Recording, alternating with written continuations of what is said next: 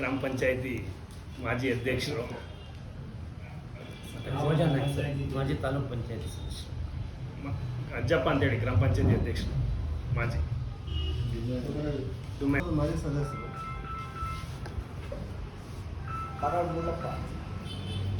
ಸಮಿತಿ ಮಾಲಿಂಗಪ್ಪನವರು ಕುರುಬ ಸಮಾಜದ ಮುಖಂಡರು, GS ಮಾಲಿಂಗಪ್ಪ, ಅರುಣ್ ನಾವು ನಮಸ್ಕರಿಸುತ್ತಾ ಇವತ್ತೇನು ಪತ್ರಿಕಾಗೋಷ್ಠಿ ಮಾಡ್ತಾ ಇರೋಂಥ ಉದ್ದೇಶ ಏನು ಅಂದರೆ, ಒಬ್ಬ ಲಕ್ಕಿ ಮ್ಯಾನ್ ಯಾವುದೇ ಚುನಾವಣೆಯಲ್ಲಿ ಗೆಲ್ದಲೆ, ಯಾವುದೇ ಚುನಾವಣೆಗೆ ಕಾಂಗ್ರೆಸ್ಗೆ ವೋಟ್ ಹಾಕಿಸ್ದಲೆ ಅಧಿಕಾರನ ಅನುಭವಿಸಿ ಅಂತ ಅನುಭವಿಸ್ತಾ ಇರೋಂಥ ವ್ಯಕ್ತಿ ಯಾರ ಇದ್ರೆ ಅದು ಗಂಜಿಗೆರೆ ಚಂದ್ರಶೇಖರ್. ಯಾಕೆಂದರೆ ಅವ್ರ ಬಗ್ಗೆ ಏನು ಹೇಳಬೇಕು ಅಂದರೆ, ಒಬ್ಬ ಬ್ಲಾಕ್ ಕಾಂಗ್ರೆಸ್ ಅಧ್ಯಕ್ಷ DK ಶಿವಕುಮಾರ್ ಹೇಳ್ತಾರೆ, ಯಾರು ಬೂತಲ್ಲಿ ಹೆಚ್ಚು ಓಟ್ ಹಾಕಿಸ್ತಾರೆ, ಬೂತಲ್ಲಿ ಕಂಟ್ರೋಲ್ ಯಾರು ಇಟ್ಕೊಂತಾರೆ ಅವ್ರಿಗೆ ನಾವು ಅಧಿಕಾರ ಕೊಡೋದು ಅಂತ DK ಶಿವಕುಮಾರ್ ಹೇಳ್ತಾರೆ, ಪಕ್ಷದ ಅಧ್ಯಕ್ಷರು. ಆದರೆ ಅರಸೀಕೆರೆನಲ್ಲಿ ಅದು ಉಲ್ಟಾ, ಒಬ್ಬ ಬ್ಲಾಕ್ ಅಧ್ಯಕ್ಷರಾದರೂ ಕೂಡ ತನ್ನ ಬೂತಲ್ಲಿ 17 ಓಟ್ ಹಾಕ್ಸಿದ್ರು ಕಾಂಗ್ರೆಸ್ ಪಕ್ಷಕ್ಕೆ ಶಿವರಾಮ್ ಅವ್ರ ಕಾಲದಲ್ಲಿ. ಅಂಥ ವ್ಯಕ್ತಿ ಯಾವುದೇ ಒಂದು ಚುನಾವಣೆ ಎದುರಿಸಿಲ್ಲ. 80,000 ತಾಂಡಿರೋಂಥ ಸಂತೋಷ್ ಅವ್ರನ್ನ ಓಡಿಸ್ತೀನಿ ಅಂತಿರಲ್ಲ, ಇದು ಎಷ್ಟು ಅಸೂಯೆ ಇರಬೇಕು ಅಂತ ಈ ಮನುಷ್ಯನ ಹತ್ರ.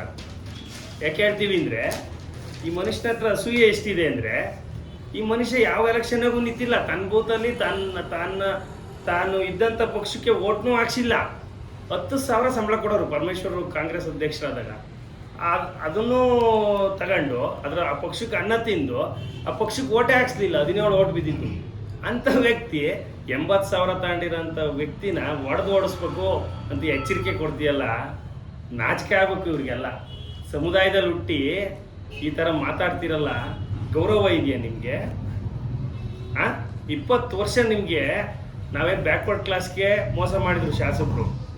ನಾವು ಮೋಸ ಮಾಡಿಸ್ಕೊಂಡು ಕುರುಬ ಸಮಾಜಕ್ಕೆ ಮೋಸ ಮಾಡಿ ಕುರುಬ ಸಮಾಜದ ಲೀಡ್ರುಗಳನ್ನೆಲ್ಲ ಮನೆಗೆ ಸೇರಿಸಿದ್ರಿ, ಹಿಂದುಳಿದವ್ರನ್ನೆಲ್ಲ ಸೇರಿಸಿದ್ರು. ಈಗ ನಿಮ್ಮನ್ನು ಇಟ್ಕೊಂಡಿದ್ದಾರೆ. ಯಾಕೆ? ನಿಮಗೂ ಮೋಸ ಮಾಡ್ತಾರೆ ಚಂದ್ರಣ್ಣ, ಹುಷಾರು. MLA ತಾವು ಭಾರಿ ಜೋಪಾನಾಗಿರಿ. ನಾನೇನು ಹೇಳೋಕ್ಕೆ ಇಷ್ಟಪಡ್ತೀನಿ ಅಂದರೆ, ಲಿಂಗಾಯತರಿಗೆ ಯಾವ ರೀತಿ ಶಾಸಕರು ಮೋಸ ಮಾಡಿದ್ದಾರೆ ಅಂದರೆ, ಶಿವಣ್ಣವ್ರಿಗೆ ಏನೋ ದೊಡ್ಡ ಅಧಿಕಾರ ಕೊಟ್ಟಿದ್ದೀನಿ ಅಂತೇಳಿ ಮೊನ್ನೆಯಿಂದ ಹಾರ ಹಾಕೋರು ಅಲ್ಲ, ತುರಾಯಿ ಹಾಕೋರು ಅಲ್ಲ. ಅದೊಂದು ವಿಚಾರ ಹೇಳ್ತೀನಿ ಸ್ನೇಹಿತರೆ. ನಮ್ಮ ಬೇಲೂರು ಕಾನ್ಸ್ಟಿಟ್ಯೂನ್ಸಿಲಿ 2013ರಲ್ಲಿ ಚುನಾವಣೆಗೆ ನಿಂತಾರೆ ಜಿಲ್ಲಾಧ್ಯಕ್ಷರೀಗ ಕಾಂಗ್ರೆಸ್ ಅಧ್ಯಕ್ಷರು ಲಕ್ಷ್ಮಣ್. ಅವ್ರು 10,000 ಓಟ್ ತಾಂತಾರೆ, ಜಿಲ್ಲಾಧ್ಯಕ್ಷರಾಗ್ತಾರೆ. ಇಲ್ಲಿ 50,000 ಓಟ್ ತಾಂಡಂಥ ಶಶಿಯಣ್ಣ ಕಾರ್ಯಾಧ್ಯಕ್ಷರಾಗ್ತಾರೆ. ಎಲ್ಲಿದೆ ನೋಡಿ ಕಾಂಗ್ರೆಸ್ ಪರಿಸ್ಥಿತಿ ಎಲ್ಲಿಗೆ ಬಂದಿದೆ ಅಂತ. ಹಂಗೆ 17 ಓಟ್ ತಾಂಡಂಥ 17 ಓಟ್ ಹಾಕ್ಸಿದಂಥ ತನ್ನ ಬೂತಲ್ಲಿ ಚಂದ್ರಶೇಖರ್ ಬ್ಲಾಕ್ ಕಾಂಗ್ರೆಸ್ ಅಧ್ಯಕ್ಷರಾಗ್ತಾರೆ. ಅದರಿಂದ ಮತ್ತೆ ಮುಂಬಡ್ತಿ ಕೊಟ್ಟು ನಗರ ಯೋಜನಾ ಪ್ರಾಧಿಕಾರದ ಅಧ್ಯಕ್ಷರು ಮಾಡ್ತಾರೆ. ನಾನು ಆ ಕಮಿಟಿಲಿ ಮೆಂಬರ್ ಆಗಿದ್ದೆ. ಹಾಗಾಗಿ ಹೇಳ್ತೀನಿ, ಕಾಂಗ್ರೆಸ್ ಪರಿಸ್ಥಿತಿ ಹೆಂಗಾಗಿದೆ, ಕಾಂಗ್ರೆಸ್ ಏನರ ಈ ದೇಶದಲ್ಲಿ ಧೂಳಿಪಟ್ಟಾಗಿದೆ ಅಂದರೆ ನೋಡಿ, ಇದೊಂದು ಉದಾಹರಣೆ ಸಾಕು. ಇದು ಸ್ಟೇಟ್ ಅವ್ರು ಗಮನಿಸ್ಬೇಕು. ಯಾಕೆಂದರೆ ಪಾಪ ಮೆಟ್ರೋ ಬಾಬು ಪಕ್ಷ ಕಟ್ಟಿ 11 ಕೌನ್ಸಿಲರ್ ಗೆಲ್ಲಿಸ್ತಾರನೇ ಆಚೆ ಹಾಕ್ಯಾರೆ. ನೀನು 17 ಓಟ್ ಹಾಕ್ಸೋಕ್ಕಾಗದಂತಾರೆ ನಿನ್ನ ಇಟ್ಕೊಂತಾರೆ ಚಂದ್ರಣ್ಣ. ಬೇಕಾಯ್ದು ನಾವು ಹೇಳಿರೋದಲ್ಲ ಗಂಜಿ ಗಿರಾಕಿಗಳು ಅಂತ. ನಿಮ್ಮ DK ಶಿವಕುಮಾರ್ ಹೇಳಿರೋದು, ಇಲ್ಲಿ ಬಟ್ಟೆ ಹಾಕ್ಕೊಂಡು ಗಂಜಿ ಗಿರಾಕಿಗಳು ಥರ ನಮ್ಮ ಸುತ್ತಿದ್ರೆ ನಾವು ಯಾವುದೇ ಅಧಿಕಾರ ಕೊಡಲ್ಲ, ನಿಮ್ಮ ಬೂತಲ್ಲಿ ನೀವು ಓಟ್ ಹಾಕ್ಸ್ಬೇಕು ಅಂತ ಹೇಳಿದ್ದಾರೆ. ನಾವು ಹೇಳಿಲ್ಲ, ಸಂತೋಷ್ ಹೇಳಿಲ್ಲ ಗಂಜಿ ಗಿರಾಕಿಗಳು ಅಂತ. ನಿಮ್ಮ ಪಕ್ಷದ ರಾಜ್ಯಾಧ್ಯಕ್ಷರು ಹೇಳಿರೋದು ಚಂದ್ರಣ್ಣರೇ. ಅದಕ್ಕೋಸ್ಕರ ನಾನು ಶಶಣ್ಣವ್ರಿಗೂ ಹೇಳೋಕ್ಕೆ ಇಷ್ಟಪಡ್ತೀನಿ, ನೀವೊಬ್ಬರು ಮಾಜಿ ಶಾಸಕರು ಮಗ, ನಿಮ್ಮ ತಂದೆ ಹೆಸರು ನೋಡಿ ನಿಮ್ಗೆ 50,000 ಮೇಲ್ಪಟ್ಟು ಓಟ್ ಕೊಟ್ಟಿದ್ರು. 15 ಸಲ ನಿಮಗೆ ಟಿಕೆಟ್ ಕೊಟ್ಟಿತ್ತು. ಆದರೆ ನಿಮ್ಗೆ ಓಟ್ ಕೊಟ್ಟರೆ ನೀವು ಹೋಗಿ ರಾಜ್ಯ ಪ್ರಧಾನ ಕಾರ್ಯದರ್ಶಿಯಾಗಿ ಡಿಪ್ರಮೋಷನ್ ಆಗ್ತಿರಲ್ಲ. ಯಾಕೆ?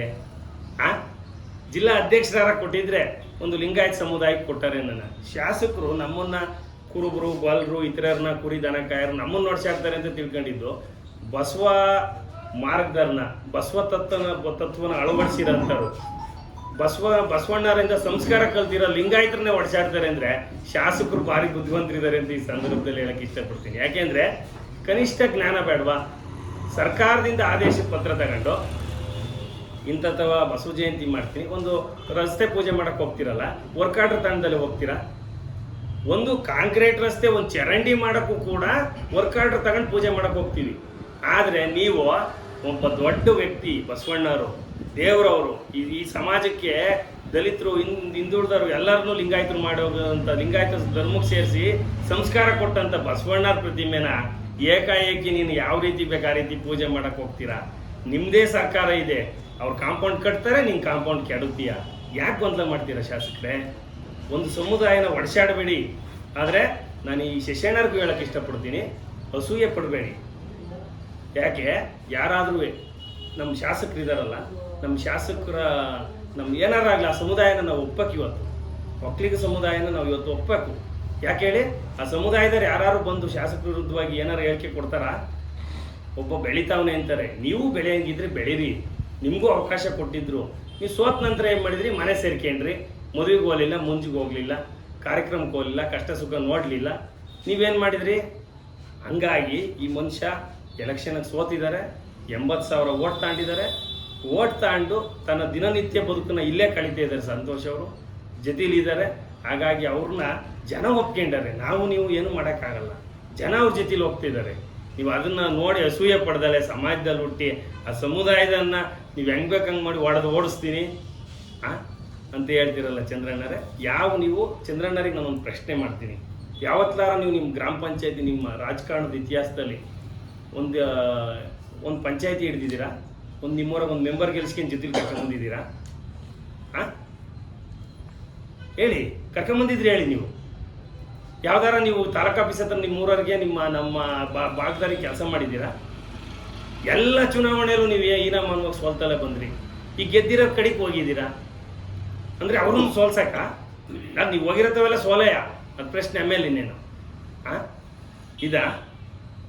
ಸಂತೋಷ್ ಅವರು ಒಬ್ಬ ಪೊಲಿಟಿಕಲ್ ಸೆಕ್ರೆಟರಿ ಆಗಿ ರಾಜ್ಯ ಸುತ್ತಿ ಬಂದಿದ್ದಾರೆ. ನೀವು ಮೋಸ ಮಾಡಿಲ್ವಾ? ಇದೇ ಚಂದ್ರಶೇಖರ್ ಶಿವರಾಮ್ ಅವ್ರ ಮನೆಯಲ್ಲಿ ಅವ್ರನ್ನ ಯೋಜನಾ ಪ್ರಾಧಿಕಾರದ ಅಧ್ಯಕ್ಷರು ಮಾಡಿದ್ರು, ನಮ್ಮನ್ನೆಲ್ಲ ಮೆಂಬರ್ ಮಾಡಿದ್ರು. ಅವ್ರ ಕಾರಾಗೆ ನಾವೇನು ಬಸ್ಸಾಗಿ ಹೋಗಿದ್ದು, ಅವ್ರ ಕಾರಾಗೆ ಹತ್ಕೊಂಬಂದು ಹಾಸನ ಬಿಡೋ ತನಕ ಶಿವರಾಮ್ ಹೆಸರು. ಹಾಸನ ಬಿಡ್ತಿದ್ದಂಗೆ ಅವ್ರು ಯಾರೋ ಫೋನ್ ಮಾಡಿದ್ರು, ಇದು ನಿಮ್ದು ಆಯ್ತಂತೆ ಅಂದರು. ಆಯಿತು, ಯಾರು ಮಾಡಿದ್ರು ಅಂದರೆ BK ಹರಿಪ್ರಸಾದ್ ಹೆಸರು ಹೇಳಿದ್ರು. ಎಂಥ ಕೃತಜ್ಞತೆ ಮನುಷ್ಯ ಇವನು ಅಂತೇಳಿ ಅವತ್ತೇ ನಾವು ಅಂದ್ಕೊಂಡು, ನಾವು ಇವತ್ತು ಹೇಳ್ತೀವಿ ಶಿವರಾಮೇ ನಮಗೆ ಬೆಳೆಸ್ತಾರೆ. ಅಂಥ ಕೃತಜ್ಞತೆ ಇಲ್ಲದ ಮನುಷ್ಯ 80,000 ಓಟ್ ತಗೊಂಡ್ರೆ ಓಡಿಸ್ತೀನಿ, ಬಡಿ ಕಡೆಯಿಂದ ನಿಮ್ಗೆ ಸೋಲ್ಸಿತ್ತು. ಸಿದ್ದಣ್ಣರ ಪರವಾಗಿ ಕೆಲಸ ಮಾಡಿರಾ? ನೀವು ಕಾಂಗ್ರೆಸ್ಸಲ್ಲಿ ನಿಂತಿದ್ರಲ್ಲ, ಶಶಣ್ಣರ ಪರ ಮಾಡಿದ್ರಾ? ಹೇಳಿ, ಮಾಡಿದ್ರೇನ? ಶಿವರಾಮ್ ಅವ್ರ ಪರ ಮಾಡಿದ್ರ? 17 ಓಟ್ ಹಾಕ್ಸಿದ್ರಿ. ಇದು ವಾಪಸ್ ತಗೊಳ್ಳಿ. ಬಡಿ ಕಡಿ ಬಿಡಿ, ಇದನ್ನ ವಿಶ್ವಾಸದಿಂದ ಗೆಲ್ಲಿ ಜನನ. ಇದು ಒಳ್ಳೆ ಬೆಳವಣಿಗೆ ಅಲ್ಲ. ನಾನು ಹೇಳ್ತೀನಿ, ಶಾಸಕರಿಗೂ ಒಂದು ಮಾತು ಹೇಳ್ತೀನಿ. ಶಶಣ್ಣರ ಪಾಪ ಅವರು ಕ್ರಷರ್ ಗಿಷರ್ ಇಟ್ಕೊಂಡಿದ್ದಾರೆ, ಶಾಸಕರು ಎದುರಿಸ್ತಾರೆ ಅಂತ ಅವ್ರ ಪಾಪ ಹೋಗಿ ನೆನ್ನೆ ಪ್ರೆಸ್ ಮೀಟ್ ಮಾಡಿದ್ದಾರೆ. ಮಾಡಲಿ, ಅದು ನಾವೇನೇನು ಮಾಡೋಕ್ಕಾಗಲ್ಲ, ಪಕ್ಷದಲ್ಲಿದ್ದಾರೆ. ನಾನು ಶಶಣ್ಣರಿಗೆ ಒಂದು ಮನವಿ ಮಾಡ್ತೀನಿ. ಶಶಣ್ಣರೇ, ದಯಮಾಡಿ ನೀವು ಶಾಸಕರಾಗಿದ್ದಂಥ ಕುಟುಂಬ ಕಾರ್ಯಾಧ್ಯಕ್ಷಕ್ಕೆ ರಾಜೀನಾಮೆ ದಯಮಾಡಿ. ಯಾಕೆಂದರೆ ನಿಮ್ಗಿನ್ನ ಕಮ್ಮಿ ಓಟ್ ತಗೊಂಡಾರ ಅಧ್ಯಕ್ಷರು ಮಾಡಿ, ಹಂಗಾರೆ ಕಾಂಗ್ರೆಸ್ಸಲ್ಲಿ ಕಮ್ಮಿ ಓಟ್ ತಗೊಂಡವ್ರಿಗೆ ಮುಂಬಡ್ತಿ ಕೊಡ್ತೀರಾ? ಬೇಡ. ಇದು ದಯಮಾಡಿ ಶಾಸಕರು ನಿಮಗೆ ಗ್ಯಾರಂಟಿ ಸಮಿತಿ ಆಗಿತ್ತು. ಇವ್ರಿಗೆ ನಾವು ಇನ್ನೂ ಕಾಂಗ್ರೆಸ್ಸಲ್ಲಿ ಇದ್ದು ಜೊತೆಲಿದ್ದು ಅನೌನ್ಸ್ ಆಗಿತ್ತು. ಇದೇ ಶಾಸಕರು ತಡೆ ಹಿಡಿದ್ರು. ಯಾಕೆ ತಡೆ ಹಿಡಿದ್ರು ಅಂದರೆ, ಒಬ್ಬ ಲಿಂಗಾಯತ ಸಮುದಾಯದನು ನನ್ನ ದಡಕ್ಕೆ ಕೂತ್ಕೊಂತಾನೆ, ಫೋಟೋ ಕಾಲಿಗೆ ಬರ್ತಾನೆ, ಎಲ್ಲ ತವಲು ಅವನ ಹೆಸರು ಹೇಳ್ಬೇಕು, CM ಬಂದಾಗ ಫೋಟೋ ಕಾಲಿಗೆ ಬಿಡ್ತಾನೆ ಅಂತ ಹೇಳ್ತಾರೆ. ಇನ್ನೊಂದು, ಗುತ್ತಿನ ಕೆರೆಯಲ್ಲಿ ಒಂದು ಫಂಕ್ಷನ್ ಆಯಿತು ಸರ್, ಕಾಂಗ್ರೆಸ್ಸಲ್ಲಿ ನಿಂತು ಸೋತಿದ್ರಿ ಇವರು ಶಶಣ್ಣರು. ಪೊಲೀಸ್ನವ್ರಿಗೆ ಮೌಖಿಕವಾಗಿ ನೀವು ಹೇಳಿ, ಇದೇ ಶಶಿಯಣ್ಣಿಗೆ ಚೇರ್ ಕೊಡ್ದಂಗೆ ಅವಮಾನ ಮಾಡಲಿಲ್ಲ ಶಾಸಕರು ಹೇಳಿ. ಇದೇ ಶಶಿಯಣ್ಣ ಬಂದ್ಬಿಟ್ಬೇಕಾರೆ ಇದರಲ್ಲಿ ಕರ್ಪೂರವತ್ತಿ ಸ್ವಾಭಿಮಾನಕ್ಕೆ ಸಂತೋಷ ಜೊತೆಲಿ ಜನಿದ್ದಾರೆ. ಸ್ವಾಭಿಮಾನ ಬಿಟ್ಟು ಇದು ಮಾಡಬೇಡಿ ಶಶಿಯಣ್ಣರೇ. ನಿಮ್ಗೇನು ಬಂದಿಲ್ಲ, ನಿಮ್ಮನ್ನು ಒಂದಿನ MLA ಮಾಡೋಣ. ನೀವೇ ಕಳ್ಕೊಂಡ್ರಿ, ನೀವೇ ಶಸ್ತ್ರ ತ್ಯಾಗ ಮಾಡಿ ಶಿವಲಿಂಗೇಗೌಡಗೆ ಹೋಗಿ ಶರಣರಾಗಿದ್ದೀರಾ. ಇದು ಒಳ್ಳೇದಾ? ಇದು ನಾವೇನು ಹೇಳೋಕ್ಕೆ ಇಷ್ಟಪಡ್ತೀನಿ, ಮೌಖಿಕವಾಗಿ ಅವತ್ತು ಹೇಳಿ ಗುತ್ತಿನ ಕೇಳಿ ಪೊಲೀಸ್ನವ್ರಿಗೆ ಕತ್ತಿಡಿದು ದಬ್ಸಿರು ಶಶಣ್ಣನ ಕೆಳಿಕೆ. ಆ ವಿಡಿಯೋ ತರಿಸಿ ನೋಡಿ. ಪಟೇಲ್ ಶಿವಪ್ಪರನ್ನು ದಬ್ಸಿರು. ಯಾರನ್ನೂ ವೇದಿಕೆ ಮೇಲೆ ಕತ್ತಕ್ಕೆ ಬಿಡಲಿಲ್ಲ ಶಾಸಕರು. ಬುದ್ಧಿವಂತರವರು. ಇವ್ರೇನೋ ಹೋಗಿ ಏನೋ ಆಗ್ತೀನಿ ಅಂತ ಹುಚ್ಚೇಗೌಡರು ಮನೆ ಸೇರಿಸ್ಯಾರವರು. ಬುದ್ಧಿವಂತಿಕೆಯಲ್ಲಿ ಬಿಳಿಚೌಡಯ್ಯನ ಸೇರಿಸಿರು, ಹನುಮಪ್ಪನ ಸೇರಿಸಿರು, ಎಲ್ಲರನ್ನೂ ಸೇರಿಸಿ. ಚಂದ್ರಶೇಖರ್ ಯಾವ ಲೆಕ್ಕ ನೀನು? ನಡಿ, ನೀನು 17 ಓಟು ಅಂತಾರೆ. ಶಾಸಕರು ಹೇಳ್ತಾರೆ, ನಾವ್ ಹೇಳಲ್ಲ. ಚಂದ್ರಣ್ಣ ನಾವು ಯಾವತ್ತೂ ಗೌರವ ಕೊಟ್ಟಿವಿ. ಶಿವರಾಮ್ ಅವ್ರಿಗೆ ಹೇಳಿದ್ವಿ, ನೀವು ಅಧ್ಯಕ್ಷರು ಮಾಡ್ರಣ್ಣ ಇವ್ರನ್ನ ಅಂತ. ನಾವು ಅವಮಾನ ಮಾಡಲ್ಲ. ಅವಮಾನ ಏನಾರ ಆದ್ರೆ ಶಾಸಕರೇ ಮಾಡೋದು. ಚಂದ್ರಶೇಖರ್ಗೆ ಏನ್ ಮೆಟ್ರೋ ಬಾಬುಗಿನ್ನ ಏನಲ್ಲ, ಮೆಟ್ರೋ ಬಾಬುನ ಆಚೆಗೆ ಸೈಡ್ ಲೈನ್ ಮಾಡೇ ಬಿಟ್ರು. ಹಂಗೆ ಇವತ್ತು ನಾನು ಈ ಸಂದರ್ಭದಲ್ಲಿ ಹೇಳ್ತೀನಿ, ನಮ್ಮ ಜಯರಾಮ್ ಮಾತಾಡ್ತೀನಿ. ಏನು ಮಾಜಿ ಬ್ಲಾಕ್ ಕಾಂಗ್ರೆಸ್ ಅಧ್ಯಕ್ಷ ಆಗಿರ್ತಕ್ಕಂಥ ಗಂಜಿಗೆರೆ ಚಂದ್ರಶೇಖರ್ ಅವರು ನಮ್ಮ ಹೋಬಳಿ ವ್ಯಾಪ್ತಿಯ ಮುಖಂಡರಾಗಿ ನಮಗೂ ಕೂಡ ಆತ್ಮೀಯರು. ಬಟ್ ಅವ್ರ ಜೊತೆ ನಾವು ಕಾಂಗ್ರೆಸ್ಸಲ್ಲಿ ಮಾಜಿ ಸಚಿವರು ಬಿ ಶಿವರಾಮ್ ಸರ್ಗೆ ಹಿಂದಿನ ಚುನಾವಣೆಯಲ್ಲಿ 2013 ಚುನಾವಣೆಯಲ್ಲಿ ದುಡಿದ್ವಿ. ಅದಾದ ನಂತರದಲ್ಲೂ ಕೂಡ ಜಿ ಬಿ ಶಶಿಧರ್ ಅವ್ರಿಗೂ ದುಡಿದ್ವಿ. ಬಟ್ ಚಂದ್ರಣ್ಣ ಅವ್ರ ಕೊಡುಗೆ ಏನು ಕಾಂಗ್ರೆಸ್ ಪಕ್ಷಕ್ಕೆ ಅಂತ ಕೇಳ್ತಾ ಇದ್ರು. ಇವತ್ತು ವೀರಶೈವ ಲಿಂಗಾಯತ ಸಮಾಜದ ಮುಖಂಡರುಗಳು ಅಂತ ಹೇಳಿ ಅವ್ರು ಸಮಾಜನ ಮುನ್ನೆಲೆಗೆ ತರ್ತಿರೋದೇನಕ್ಕೆ? ಬಸವಣ್ಣವ್ರನ್ನ, ಜಗಜ್ಯೋತಿ ಬಸವೇಶ್ವರವ್ರನ್ನ ನಾವು ಎಲ್ಲ ಸರ್ವಧರ್ಮದವರು ಕೂಡ ನಾವು ಸ್ವಾಗತಿಸ್ತೀವಿ, ಅವ್ರನ್ನ ಆರಾಧಿಸ್ತೀವಿ. ಅಂಥದ್ರಲ್ಲಿ ವೀರಶೈವ ಲಿಂಗಾಯತ ಸಮುದಾಯದವ್ರೆ ನಾವು ಅವರ ಅನುಯಾಯಿಗಳು ಅಂತ ಹೇಳ್ತಾರೆ, ನಾವು ಅದಕ್ಕೆ ವಿರೋಧ ಇಲ್ಲ. ಆದ್ರೆ ಇವರು JDS ಮುಖಂಡರು ಇಲ್ಲಿ ಏನು ಸಂತೋಷ್ ಅಣ್ಣವರು ಕಳೆದ ಸುದ್ದಿಗೋಷ್ಠಿಯಲ್ಲಿ ಹೇಳಿಕೆ ಕೊಟ್ಟರು, ಅದಕ್ಕೆ ನಾವು ಆ ಸಮುದಾಯದವರಾಗಿ ನಾವು ಸುದ್ದಿಗೋಷ್ಠಿ ಮಾಡ್ತೀವಿ ಅಂತ ಇವರು ನಿನ್ನೆ ಕೊಟ್ಟಂತ ಹೇಳಿಕೆಗೆ ನಾನು ಆಕ್ಷೇಪಣೆ ಹೇಳ್ತಾ ಇದ್ದೀನಿ. ಯಾಕೆಂತಂದ್ರೆ ಜಿ ಬಿ ಶಶಿಧರ್ ಅವ್ರಿಗಾಗ್ಲಿ ಗಂಜಿಗೆರೆ ಚಂದ್ರಣ್ಣ ಅವ್ರಿಗಾಗ್ಲಿ ಒಮ್ಮೆ ನಾನು ಒಂದು ವಿಚಾರನ ನೆನಪು ಮಾಡಲೇಬೇಕು. ಈ ಕ್ಷೇತ್ರದ ಶಾಸಕರು 2ನೇ ಅವಧಿಯಲ್ಲಿ ಶಾಸಕರಾಗಿದ್ರು. ಆ ಸಂದರ್ಭದಲ್ಲಿ ತಾಲೂಕು ಕಚೇರಿಯಲ್ಲಿ ಒಂದು ಸಭೆನೂ ನಡೀತು, ಪೂರ್ವಭಾವಿ ಸಭೆ. ಬಸವನ ಜಯಂತಿನ ಯಾವ ರೀತಿ ನಾವು ಅದ್ದೂರಿಯಾಗಿ ಮಾಡಬೇಕು ಅನ್ನೋದ್ರ ರೀತಿಯಲ್ಲಿ ಆ ಸಮುದಾಯದವ್ರನ್ನೆಲ್ಲ ಕರೆಸಿ, ಸಾರ್ವಜನಿಕರನ್ನು ಕರೆಸಿ ಚರ್ಚೆ ಆದಂಥ ಸಂದರ್ಭದಲ್ಲಿ ಚಿದಾನಂದ್ ತಹಶೀಲ್ದಾರಿಗೆ ನನ್ಗೆ ಅವಮಾನ ಮಾಡಿದ್ರಿ ಅಂತೇಳಿ ಈ ಕ್ಷೇತ್ರ ಶಾಸಕರು ಸಭೆಯಿಂದ ಹೊರ ನಡೆದು ಅವ್ರ ವಿರುದ್ಧ ಹಕ್ಕುಚ್ಯುತಿ ಮಂಡಿಸಕ್ಕೆ ವಿಧಾನಸಭೆಯಲ್ಲಿ ಚರ್ಚೆ ಆಯಿತು. ಅಂದು ಈ ಕ್ಷೇತ್ರ ಶಾಸಕರು ಬಸವಣ್ಣನ ಬಗ್ಗೆನೇ ಆ ಒಂದು ಜಯಂತಿ ಕಾರ್ಯಕ್ರಮ ಮಾಡೋದಕ್ಕೆ ಅಪಸ್ವರ ಇತ್ತು, ಆ ಸಮುದಾಯದವ್ರನ್ನ ಒಟ್ಟುಗೂಡಿಸ್ಕೊಂಡು. ಬಟ್ ಇವತ್ತು ಜಗಜ್ಯೋತಿ ಬಸವೇಶ್ವರ ವಿಗ್ರಹನ ನಾನು ಪ್ರತಿಷ್ಠಾಪಿಸ್ತೀನಿ ಅನ್ನೋದು ಯಾವ ಕಾರಣಕ್ಕೆ? ಎಲ್ಲ ಜಾತಿಯವ್ರನ್ನ ವಿಶ್ವಾಸಕ್ಕೆ ತಗೊಂಡು ಮಾಡಬೇಕು ಅನ್ನೋದು ನಮ್ಮ ನಾಯಕರ ಆಗ್ರಹ. ಬಿಟ್ರೆ ನೀವು ಯಾರೋ ಗಂಜಿ ಗಿರಾಕಿಗಳು ಮಾತು ಕಟ್ಕೊಂಡು ಈ ಥರ ನಡ್ಕೊಳ್ತಕ್ಕಂಥದ್ದು ಸರಿಯಲ್ಲ ಅನ್ನೋದು ಕರೆಕ್ಟ್ ಆಗಿದೆ ಹೇಳಿಕೆ. ನಾವು ಅದನ್ನು ಸಮರ್ಥನೆ ನೀಡ್ತಾ ಇದ್ದೀವಿ. ಈಗ ಶಶಣ್ಣವರಿಗೆ ಅರಸೀಕೆರೆ ತಾಲೂಕಲ್ಲಿ ವೀರಶೈವ ಲಿಂಗಾಯತ ಸಮುದಾಯದ ವೋಟ್ ಬ್ಯಾಂಕ್ ಎಷ್ಟಿದೆ? 95,000 ಜನ ಇದ್ದಾರೆ. ಅದರಲ್ಲಿ ಶಶಿಧರ್ ಅವರಿಗೆ ಕೊಟ್ಟಂತ ಓಟು 50,000 ಚಿಲ್ಲರೆ ಇತ್ತು. ಬಟ್ ಇವರು ಈ ಕ್ಷೇತ್ರ ಶಾಸಕರಿಗೆ ಕಾಂಗ್ರೆಸ್ ಅವಶ್ಯಕತೆ ಇರಲಿಲ್ಲ, ಅವರಿಗೆ ಕಾಂಗ್ರೆಸ್ ಅವಶ್ಯಕತೆ ಇತ್ತು, ಕಾಂಗ್ರೆಸ್ಗೆ ಶಾಸಕರ ಅವಶ್ಯಕತೆ ಇರಲಿಲ್ಲ. ಅಂಥವರು ಶಶಿಧರ್ ಅವರೇ ಶಾಸಕರಾಗಂತ ಅವಕಾಶನ ಮಿಸ್ ಮಾಡ್ಕೊಂಡು ಶಸ್ತ್ರತ್ಯಾಗ ಮಾಡಿದ್ರು. ಇಲ್ಲ ಅವ್ರ ಇಚ್ಛಾಶಕ್ತಿ ಕೊರತೆನೋ ಇಲ್ಲ ಇನ್ನ ಷಡ್ಯಂತ್ರಕ್ಕೊಳಗಾಗಿ ಟಿಕೆಟ್ ತ್ಯಾಗ ಮಾಡಿದ್ರು ಗೊತ್ತಿಲ್ಲ. ಬಟ್ ಇವರು ಇವತ್ತು ಈ ಸಮುದಾಯಕ್ಕೆ, ವೀರಶೈವ ಲಿಂಗಾಯತ ಸಮುದಾಯಕ್ಕೆ ಸಾಮಾನ್ಯ ನ್ಯಾಯನ ಏನು ಕೊಟ್ಟಿದ್ದಾರೆ? ಇವತ್ತು ನೆನ್ನೆ ನಡೆದಂಥ ಸುದ್ದಿಗೋಷ್ಠಿಯಲ್ಲಿ ಕೊಟ್ಟಂತ ಮುಖಂಡರುಗಳು ಯಾರ್ಯಾರು ಕೂತಿದ್ರು, ಅವರಿಂದ ಏನು ಸಮುದಾಯಕ್ಕೆ ಕೊಡುಗೆ ಕೊಟ್ಟಿದ್ದಾರೆ? ಇಟ್ಕೆ ಫ್ಯಾಕ್ಟ್ರಿ ಸಭೆ ಮಾಡಿ ಇವತ್ತು ಆ ಸಮುದಾಯದ ಸಾಮಾಜಿಕ ನ್ಯಾಯನ ಕಿತ್ಕೊಂಡ್ರಿ ಇವರೆಲ್ಲ ಸೇರಿ. ಇವರು ಶಶಿಧರ್ ಅವ್ರನ್ನ ನಾನು ಹೇಳ್ಯಾರ ಅವ್ರಿಗೆ ಬಯಸೋದು, ನೀವು ಶಾಸಕರ ಹಿಂದಿನ ಸಾಲಲ್ಲಿ ಕೂರಕ್ಕೆ ಈ ಮಟ್ಟದ ಹೋರಾಟ ನಡೆಸ್ತಾ ಇದ್ದೀರಾ ಅಂತ ಈ ಸಂದರ್ಭದಲ್ಲಿ ಹೇಳ್ಬೇಕಾಗುತ್ತೆ. ಯಾಕಂದ್ರೆ ಶಶಣ್ಣ ಅವ್ರಿಗೆ ರಾಜ್ಯ ಮಟ್ಟ ಸ್ಥಾನಮಾನನ ಕೊಟ್ಟಿದ್ದಾರೆ.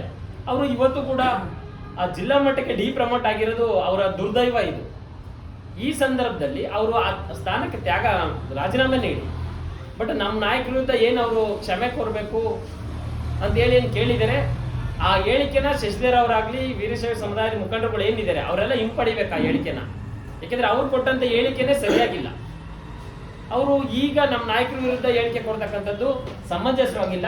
ಈ ಕ್ಷೇತ್ರದ ಜನ ಏನು ಶಾಸಕರನ್ನ ಆಯ್ಕೆ ಮಾಡಿದಾರಲ್ಲ, ನಾವು ಕಾಂಗ್ರೆಸ್ ಪಕ್ಷದ ಶಾಸಕರನ್ನ ಇವತ್ತು ಆಯ್ಕೆ ಮಾಡಿದೀವಿ ಅಂತ ಏನು ಅವರು ಮುಖಂಡರುಗಳು ಹೇಳ್ತಾ ಇದ್ದಾರೆ ಜನಪ್ರಿಯ ಶಾಸಕರು ಅಂತ, ಎಲ್ಲೂ ಜನಪ್ರಿಯತೆ ಇಲ್ಲ ಅವ್ರಿಗೆ.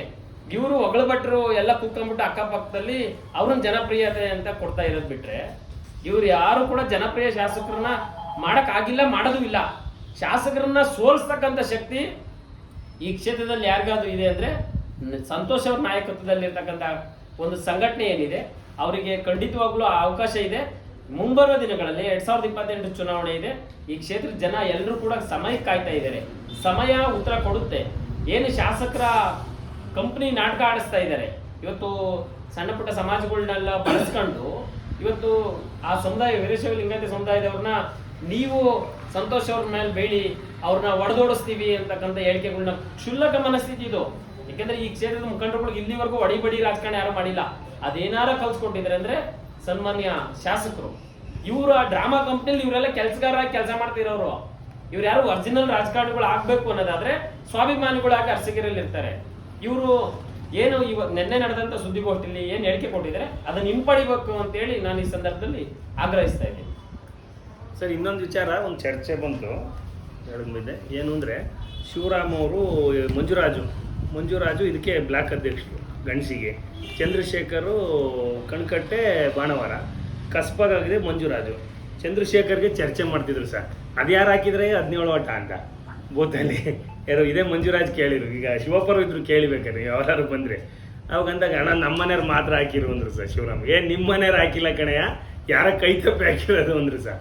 ಆ ಥರ ಒಬ್ಬ ನಗೆ ಪಾಟ್ಲಿಗೆ ಈಡಾದಂತಾರೆ ಚಂದ್ರಶೇಖರ್. ಇವರು 17 ಓಟ್ ಹಾಕ್ಸೋಕ್ಕಾಗ್ದರು, 80,000 ಓಟ್ ತಗೊಂಡಿರೋನ್ನ ಓಡಿಸ್ತಾರಂತೆ. ಏನು ಚಂದ್ರಶೇಖರ್ ಕತೆ ಎಲ್ಲಿಗೂ ಐತೆ ಪಾಪ. ಅವ್ರದ್ದು ಕಡೆ ಆಟ ಏನಾರು ಕೊಡ್ತಾರೆ ಅಂದ್ಕೊಂಡ್ರೆ ಏನೂ ಕೊಡಲ್ಲ ಶಾಸಕರು.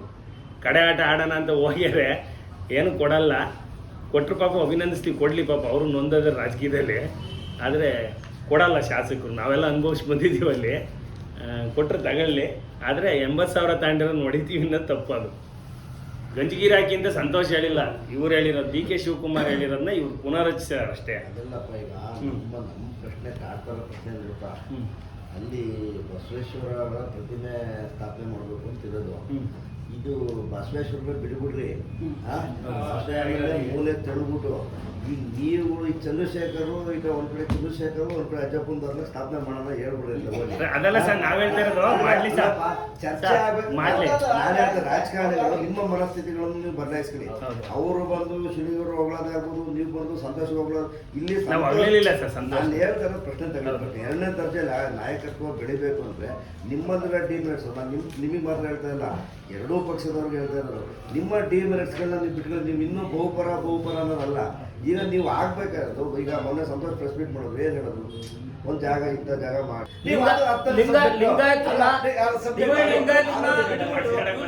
ಹೊಡ್ಸಾಡಿ ಸರ್. ಈಗ ಇವ್ರು ಹೊಡೆದೋಡಿಸಿ ಅಂದ್ರೆ ಇವ್ರದೇ ಸರ್ಕಾರ ದ್ವೇಷ ಭಾಷಣಕ್ಕೆ ಬಿಂತಂದಿದ್ದಾರೆ. ಇವ್ರು ಹೊಡೆದೋಡಿಸಿ ಅಂದ್ರೆ ದಯವಿಟ್ಟು ಪತ್ರಕರ್ತರು ತಾವು ದಯವಿಟ್ಟು ಸಮಾಜ ಸ್ವಾಸ್ಥ್ಯ ಕಾಪಾಡಬೇಕು. ಈ ಮನುಷ್ಯ ಚಂದ್ರಶೇಖರ್ ಹೊಡೆದೋಡಿಸಿ ಅಂತ ಹೇಳ್ತಾರಲ್ಲ, ಇವ್ರ ಮೇಲೆ ದಯವಿಟ್ಟು ಕ್ರಮ ತಗೊಳ್ಳಿ ಅಂತ ಹೇಳಿ ತಮ್ಮ ಮೂಲಕ ನಾನು ಒತ್ತಾಯ ಮಾಡಲ್ಲ.